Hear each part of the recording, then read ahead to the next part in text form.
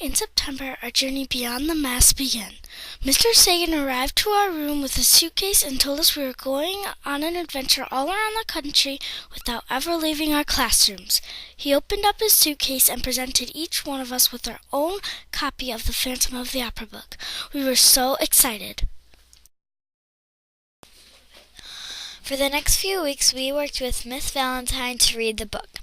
As we read, we kept a journal where we kept track of the ideas we wondered about and things we noticed.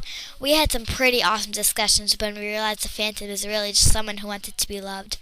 Then we read the libretto and made a lot of comparisons between it and the novel. We still use our journals all the time on our journey. October found us going on a ghost walk through downtown Rochester on a cold and rainy night. It was perfect creepy weather as we heard true Rochester ghost stories. One of our favorite visits so far was in November when the dancers from the Rochester City Ballet came to school. They taught us ballet steps and performed some of their dances from the Nutcracker. We especially liked seeing and touching the costumes they brought. Finally, in December, we got to meet Celia Hartstein, the cast member who was our partner for the year. She is the understudy to the main character, Christine. It is so cool to Skype with her. We use a smartboard so she is bigger than life. We also set up a classroom social media page on Facebook so we could keep in touch with her.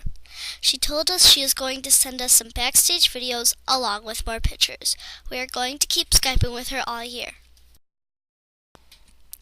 We had a big surprise in January. We were all ready for a workshop on opera with a professor from Nazareth College. When Channel 10 showed up, even Miss Valentine was surprised.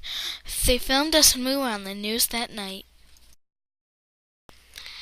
Just 2 weeks ago, we went to the Auditorium Theater and got a full tour on stage, backstage, and all over. We felt famous. Now we really can't wait for April to get here. So what's still to come? We are just starting a big research project on topics we all chose ourselves. Some examples are haunted theater, theater superstitions, and the Paris Opera House. We are also going to be creating our own three-dimensional masks, but instead of using a mask to hide something like the Phantom did, our masks are going to show the most wonderful things about ourselves. We have been working on first sketches and plans. We each have a sponsor who is funding our ticket. They all live all over the country and all know Miss Valentine in some way. Some of them follow us through social media and talk to us that way. Each month we write them a letter and many of them have written back to us. We love to get mail.